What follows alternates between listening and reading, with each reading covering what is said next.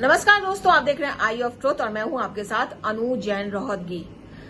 India गठबंधन जब से बना है कुछ ना कुछ ऐसी बातें सामने आती रही हैं जिससे लगता है कि ये गठबंधन, हर कोई सोच रहा है कि क्या ये गठबंधन ज्यादा समय तक चल पाएगा। जिस तरह से अंदर की खबरें आती रहती हैं और लगता है कि आपस में ही इन लोगों में अपने अपने राज्यों में बहुत ज्यादा फूट है और अब ये जो दरार है ये लगातार अब और ज्यादा सामने आने लगी है, क्योंकि कई राज्यों में चुनाव होने वाले हैं और 2024 में जो चुनाव होने वाले हैं उसमें सीटों के बंटवारे को लेकर ये दरार जो है ये सामने आ रही है। सबसे पहले अगर हम दिल्ली की बात करें, हाल ही का हम घटनाक्रम लेते हैं। जिस तरह से मीटिंग के बाद कांग्रेस की जो स्टेट मीटिंग थी, दिल्ली की जो मीटिंग थी, उसके बाद आकर के अलका लांबा जो उनकी कांग्रेस की लीडर है खुलकर बोलती है कि डिस्कशन हुआ है, हमसे कहा गया है कि 7 सीटों पर आपको चुनाव की तैयारी करनी है और हम उस तैयारी में लग जाएंगे, हमको ये सब करना है। और उसको लेकर आपके नेताओं ने एकदम से बयानबाजी शुरू कर दी। सौरभ भारद्वाज ने कहा कि ये अजीब बात है और इस तरह के जो स्टेटमेंट है वो कहीं ना कहीं जो गठबंधन है उस पर भी प्रश्न चिन्ह लगाती है। और ये भी कहा गया आपकी तरफ से, आपके लीडर्स की तरफ से, अगर ऐसा है तो फिर वो 31 अगस्त को जो मुंबई में बैठक होने वाली है एनडीए की, जो इनकी जो बैठक है इंडिया ग्रुप की गठबंधन की विपक्ष के, उसमें वो भाग लेके क्या करेंगे, क्योंकि दिल्ली में तो यहाँ के जो कांग्रेसी हैं वो बिल्कुल खुल करके आपके विरोध में खड़े होना चाहते हैं। लेकिन बात इतनी बढ़ गई कि दिल्ली के जो प्रदेश अध्यक्ष हैं कांग्रेस के, उनको बीच बचाव करना पड़ा। उन्होंने कहा कि सीटों के बंटवारे को लेकर जो आला कमान डिसाइड करेगा वही होगा। और अलका लांबा का जो बयान था उससे बिल्कुल किनारा कर दिया कांग्रेस ने। तो एक बात यहाँ पे स्पष्ट हो गई है कि यहाँ कांग्रेस पे कहीं ना कहीं प्रेशर तो है। पहले जिस तरह से लग रहा था कि कांग्रेस आप के दबाव में नहीं आएगी और जिस तरह से उसने बिल पर जो दिल्ली की पावर को लेकर जो बिल था उस पर अपने पत्ते नहीं खोले थे और सबको लग रहा था कि कांग्रेस कहीं ना कहीं इसको लेकर आपसे नेगोशिएट करेगी, दबाव में नहीं आएगी। लेकिन अब जो घटनाक्रम हो रहा है उससे लगता है कि कांग्रेस कहीं ना कहीं दबाव में है। और जैसे ही अलका लांबा का ये बयान आया, कांग्रेस के अध्यक्ष को सामने आना पड़ा और अलका लांबा के जो बयान है उसको दरकिनार करते हुए उन्होंने कहा कि आला कमान जो भी फैसला लेगा हम उस पर अड़े रहेंगे। लेकिन हाँ, कांग्रेस के जो नेता हैं, जो दिल्ली के नेता हैं, वो खुलकर इस बात से बोल रहे हैं कि जो उनकी जो लड़ाई है दिल्ली में आपके साथ, आप सरकार के साथ, वो खत्म नहीं होगी। वो उसी तरह से जो आपकी सरकार की खामियां हैं वो गिनवाते रहेंगे नेशनल लेवल पे जो भी कुछ हो जाए। लेकिन सवाल यहाँ यही पैदा होता है कि दो पार्टी जब चाहे वो स्टेट में हो और जब आपस में एक दूसरे के खिलाफ बयानबाजी करती हैं और उसके बाद तमाम तरह के बयान आने शुरू हो जाते हैं, गुस्से में आ जाते हैं नेता, तो ऐसे में जब ये माहौल बनेगा तो नेशनल लेवल पर जब इनका अलायंस है इंडिया, वो किस तरह से कामयाब हो पाएगा, ये एक बड़ा सवाल है। और जनता सोचती है इस बात को कि जिस तरह से ये घटनाक्रम हुआ दिल्ली में, उससे जनता को भी लगा कि ये सब क्या हो रहा है। आपस में ये लोग इतना लड़ते हैं और जब ये इकट्ठा होते हैं तो सिर्फ इनका नारा जो होता है, मकसद होता है मोदी को हटाना। आपस में जो ये करते हैं उससे भी इनको नहीं लगता है कि हम आपस में स्टेट लेवल पे किस तरह से लड़ रहे हैं। दिल्ली के बाद अगर हम महाराष्ट्र की बात करें तो महाराष्ट्र की राजनीति में भी बहुत ज्यादा उथल पुथल है और जब से बड़ा इंडिया का एक बहुत बड़ा धड़ जो है शरद पवार की पार्टी है वो टूट गई है। लेकिन शरद पवार, सबको पता है, एक बहुत ही कद्दावर नेता और यही कारण है कि अजीत पवार 5वीं बार शरद पवार से मिले हैं और उसको लेकर के कहीं ना कहीं झांक, चाहे वो शिवसेना हो और चाहे वो कांग्रेस हो महाराष्ट्र में, उन्होंने शरद पवार की विश्वसनीयता पर एक प्रश्न चिन्ह लगा दिया है।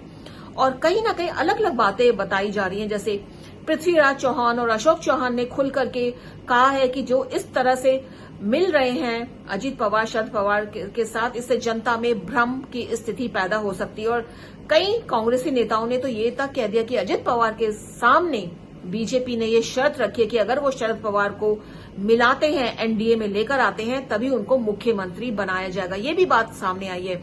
दूसरी तरफ एक सेक्शन कांग्रेस का ये कह रहा है कि शरद पवार और उनकी बेटिया सुप्रिया को एक सेंटर केंद्र में अच्छे पद की जो है एक ऑफर दिया जा रहा है और इसके लिए लगातार अजीत पवार उनसे मिल रहे हैं कि वो एनडीए में शामिल हो और उनको सेंटर में बहुत अच्छी जगह पर ले जाएगा। तमाम तरह की अटकलें लगाई जा रही हैं और इन सब के बीच जब ये ज्यादा बढ़ गई तो बाकायदा जो है शरद पवार को सामने आना पड़ा और ये कहना पड़ा कि वो बीजेपी की साइड नहीं जाएंगे। लेकिन कहीं ना कहीं एक जो शंका है वो पैदा हो गई है, क्योंकि ये जो मीटिंग हो रही है, कुछ मीटिंग सामने आ रही है, लेकिन जो पुणे में हाल फिलहाल में मीटिंग हुई है वो बहुत ही गुप्त तरीके से की थी अजित पवार ने शरद पवार के साथ। जब ये इस बात का खुलासा हुआ तो शरद पवार को सफाई देनी पड़ी कि वो फैमिली में सबसे बड़े हैं, फैमिली का कोई भी चीज मैटर होता है उनसे डिस्कस किया जाता है, और अजित पवार उनसे मिलने आए थे। तो एक बड़े कद्दावर नेता को सफाई देनी पड़ी, क्योंकि लगातार कांग्रेस और शिवसेना उन पर उंगलियां उठा रहे हैं उद्धव ठाकरे की। यहां पर उद्धव ठाकरे की भूमिका भी बड़ी हास्यास्पद हो गई है, क्योंकि उनको लगता है कि उन्होंने बीजेपी का साथ छोड़ दिया है, उनकी अपनी पार्टी टूट गई है, शरद पवार की पार्टी टूट गई है, कांग्रेस जो है उनको पता है कि सामने खड़ी है, तो उनको लग रहा है कि ना वो अब बीजेपी के साथ जा सकते हैं, उनकी अपनी पार्टी कुछ अपना वजूद रहा नहीं है। तो ऐसे में काफी हद तक वो डिपेंडेंट है शरद पवार के ऊपर भी और कांग्रेस के ऊपर भी, और ऐसे में वो दोनों में से किसी को भी नाराज नहीं करना चाहते। और जब भी इस तरह की बयानबाजी होती है शरद पवार को लेकर, उद्धव ठाकरे का ग्रुप जो है वो संयम बरतता है। संजय राउत बयान देते हैं, बहुत ही सोच समझ कर देते हैं, और शरद पवार की साइड लेते नजर आते हैं कि वो इतने बड़े लीडर हैं, उनको कौन क्या पद देकर अपनी तरह मिला सकता है। तो ये तमाम बातें हो रही हैं। दोनों जो धड़ है, चाहे वो केजरीवाल की आम आदमी पार्टी हो, चाहे वो शरद पवार की पार्टी हो, दोनों ही इस समय राजनीति में, केजरीवाल का भी कद ऊंचा हुआ है, क्योंकि 2 राज्यों में उनकी सरकार है। शरद पवार का ऑलरेडी राजनीति में नाम है, और सबको पता है कि शरद पवार जब किसी भी जगह घुसते हैं तो अपनी जगह बनाते हैं, और उनका नाम जो है, उनका जो ऑरा है पब्लिक के बीच इतना है कि पब्लिक उनके नाम से ही वोट देती है। अब हम बिहार की बात करते हैं। नीतीश कुमार का भी एक बहुत बड़ा धड़ है, जो नई विपक्ष का गठबंधन बना है इंडिया में, उसमें नीतीश कुमार का अहम रोल है, क्योंकि उन्होंने ही इनिशिएटिव लिया था। लेकिन जिस तरह से 15 अगस्त के भाषण के दौरान उन्होंने इनडायरेक्टली लालू यादव पर, वहां बैठे हुए थे तेजस्वी यादव भी थे, राबड़ी देवी थी, के बारे में कहा, उनकी सरकार के बारे में कहा कि पहले ऐसा होता था, ना लोगों के पास रोजगार था, सुरक्षा बिल्कुल नहीं थी, लड़कियां घर से बाहर नहीं निकल सकती थी, स्टेट का विकास बिल्कुल नहीं हो रहा था, और उनके आने के बाद बिहार बिल्कुल बदल गया है। और उन्होंने बकायदा जनता को कहा, आपको लगता नहीं ऐसा हो रहा है ना ऐसा।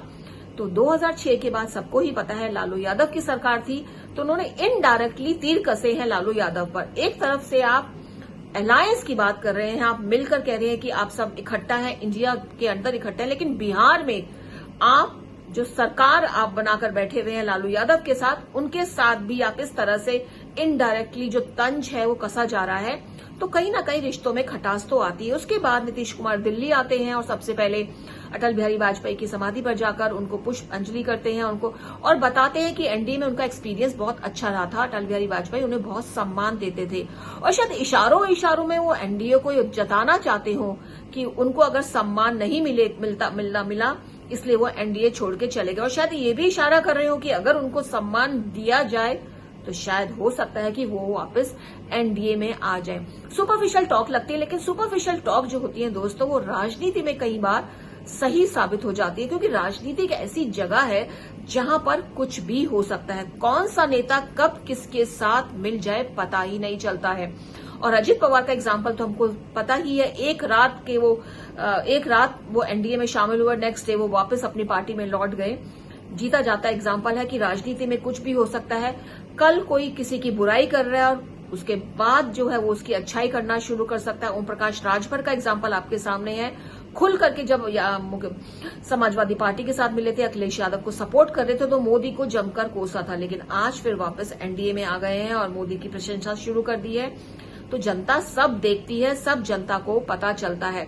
तो जो अलायंस है दोस्तों, सबसे बड़ी बात है कि अलायंस शायद बनाना थोड़ा बहुत आसान है, कि अब जाकर बात करते हैं, थोड़ा लालच दे देते हैं, थोड़ा कहते हैं कि हम अलायंस बनाएंगे तो मिलकर लड़ेंगे तो अच्छे रिजल्ट्स आएंगे, अच्छे वोट लाएंगे, और ऐसे में अलायंस बन भी जाता है, चाहे वो एनडीए का हो और या नया गठबंधन इंडिया का हो। एनडीए के पास वो कहते हैं 38 दल हैं, इंडिया के पास 26 दल हैं, तो किसी तरह से ये अलायंस तो बन गया है। लेकिन दोस्तों, राजनीति में अलायंस बनने के बाद उसको संभालना, उसको आगे तक ले जाना सबसे ज्यादा मुश्किल हो जाता है, क्योंकि अलायंस बनते ही छोटी छोटी जो पार्टियां होती हैं, दल होते हैं, वो अपनी इंपॉर्टेंस दिखाना शुरू कर देते हैं। उनकी महत्वाकांक्षाएं बहुत ज्यादा बढ़ जाती हैं। उनको लगता है कि जो अलायंस है उसमें उनका ओहदा सबसे ज्यादा हो, उनको स्टेज पर पूरा स्थान मिले, बोलने का पूरा मौका मिले, और सीट बंटवारे की बात भी आती है तो उनको लगता है कि उनको प्रॉपर सीट दी जाए, क्योंकि उनको पता है कि कहीं ना कहीं बड़ी बड़ी पार्टियां उनके दम पर ही आगे बढ़ेंगी, क्योंकि बड़ी पार्टियों के पास इस समय जनाधार इतना नहीं है जो जरूरत होती है। ये बात दोनों के ही लिए ही लागू होती है, चाहे वो एनडीए हो और चाहे वो इंडिया हो, नया जो गठबंधन है। लेकिन एनडीए के साथ हमें जो लगता है एक बड़ी खामी ये है, अगर हम एनडीए के अलायंस की बात करें तो 38 दल तो इसमें हैं, लेकिन इसका कोई भी एक ऐसा दल नहीं है एकनाथ शिंदे की पार्टी को छोड़कर कि जिसकी लोकसभा में 10 से ज्यादा सीटें हों। 10 या 11 सीट एकनाथ शिंदे की हैं लोकसभा में इस समय, और बाकी जो दल हैं, जो चाहे छोटे छोटे दल हैं, उनकी सीटें बहुत कम है लोकसभा के लिए। और ऐसे में पूरा दामोदार जो है वो मोदी के ऊपर है। मोदी फैक्टर को लेकर उनको आगामी लोकसभा चुनाव लड़ना है, क्योंकि मोदी ही के ही दम पर सीटें जीतनी है। जो छोटे छोटे दल हैं जिनकी लोकसभा में 2 सीटें, 3 सीटें, 4 सीटें, उनके बलबूते पर एक दलों का तो आंकड़ा दिया जा सकता है, लेकिन एक मजबूत स्थिति नहीं ली जा सकती है लोकसभा चुनावों में। एक जो जीत का आंकड़ा है वो नहीं पार किया जा सकता। दूसरी तरफ इंडिया का अलायंस इससे बहुत ज्यादा मजबूत नजर आता है, क्योंकि इसमें इंडिया में ममता बनर्जी की बहुत ज्यादा सीटें हैं, नीतीश कुमार की बहुत ज्यादा सीटें हैं, केजरीवाल की सीटें हैं बहुत ज्यादा। जिस तरह के आंकड़े, शरद पवार की चाहे टूट गई हो पार्टी, लेकिन उनका अपना जो एक ऑरा है पब्लिक में और अपने बलबूते पे वो काफी सीटें ला सकते हैं, सबको पता है। तो इन चारों, और कांग्रेस अपने आप में सीटें लाता है, तो जो अलायंस है इनका सिर्फ कांग्रेस पर निर्भर नहीं है लोकसभा चुनावों में। ये जो चारों पांचों पार्टियां ये मिल करके अच्छी सीटें ला सकती हैं, और पांचों के ऊपर दामोदार है। तो इंडिया वर्सेस एनडीए देखें तो लोकसभा चुनाव में एनडीए का पलड़ा यहां कुछ हल्का लगता है, और अलायंस के मामले में, लोकसभा सीटों के मामले में जो इनका पलड़ा है वो भारी लगता है। क्योंकि अगर मोदी फैक्टर जरा भी कमजोर होता है तो ये चारों पांचों जो स्ट्रांग पार्टियां का गठबंधन इसमें शामिल है इंडिया में, ये वोट ले जा सकते हैं।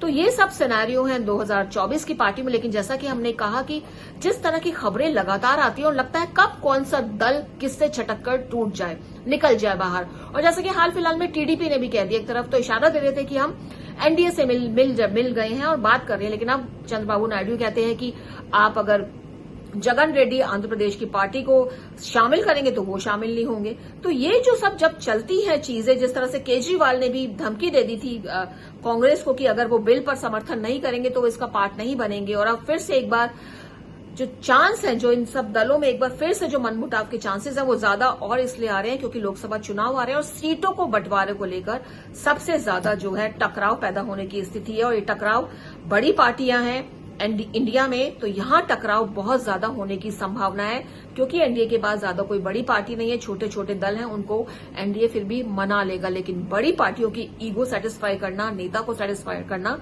बहुत मुश्किल है। तो आने वाले जो पल हैं, जो समस्याएं हैं, वो इंडिया ग्रुप के सामने ज्यादा आने वाली है, ना कि एनडीए के सामने।